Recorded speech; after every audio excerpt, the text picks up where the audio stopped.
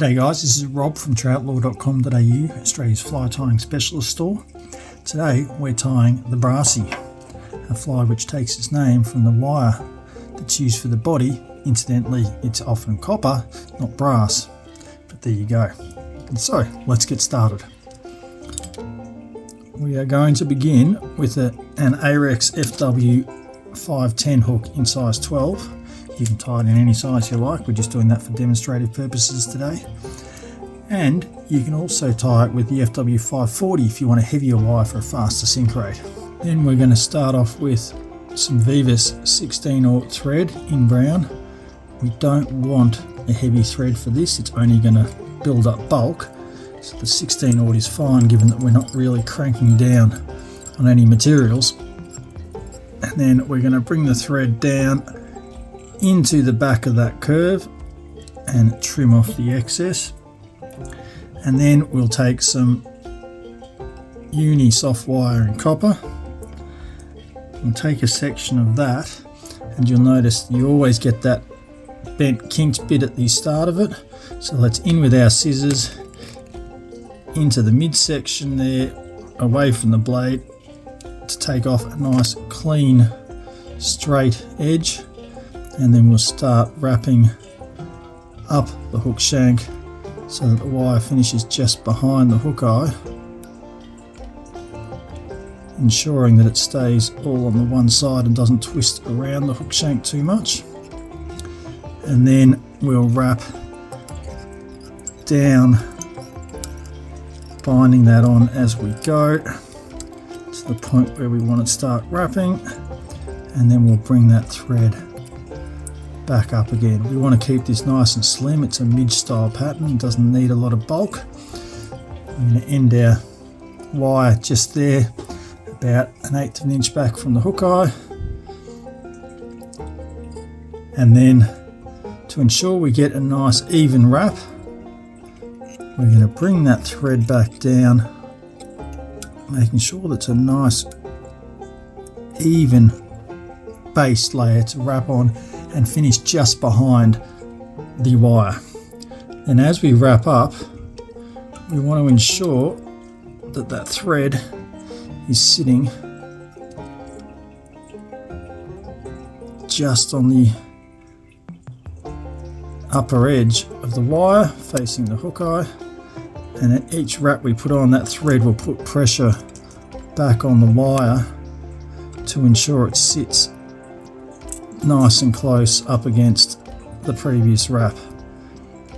This will solve the issue of any big gaps between your wire wraps that you can't necessarily see when you're wrapping, depending on how your eyesight is. But that little bit of tension from the thread just holds that wire back in place and ensures that you get a nice even touching wraps with the wire. It's the same goes when you're tying a copper john or similar sort of pattern. You want to get that nice even wire wrap. That thread is going to make sure that that happens. It gets a bit easier once you get away from the hook point, of course. You're not having to work in and around so much. There we go, as you can see it's coming up the body now.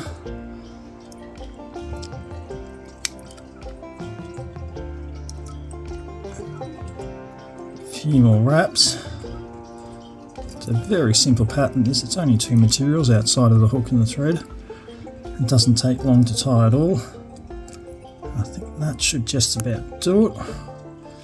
We'll then cross over that thread and then wrap around the thread a couple of times, couple of wraps in front, couple of wraps behind, and that should be good to hold that thread in place while we then helicopter the wire to clear it off like so. Then the other vital ingredient is Peacock Herl, which we'll be using to create the thorax of the bug. So we're going to take our Peacock Herl pieces like this and between our thumb and forefingers at either end, just pull sharply, and you'll see that it breaks at one point. That's the weak point. You know it's not going to break any further. So you can then tie in and start wrapping back into that wire just to get into the first couple of wraps, then bring it forward,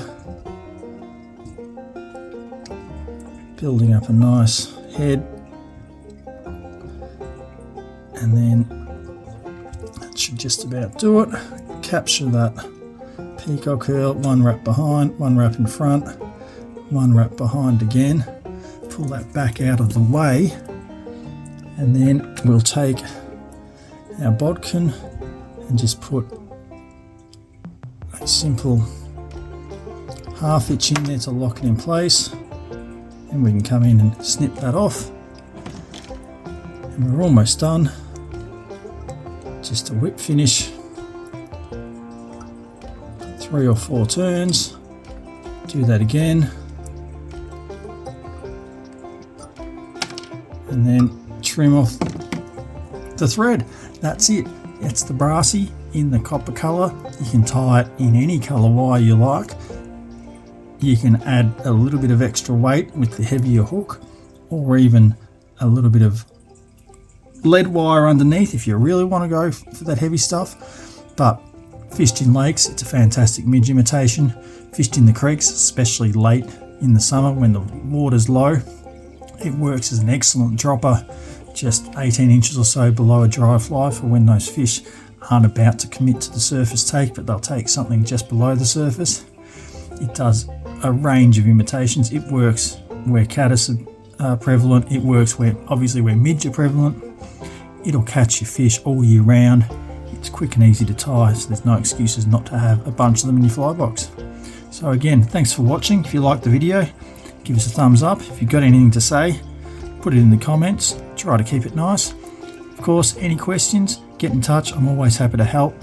The materials list will be in the description down there as always. And once again, thanks for watching.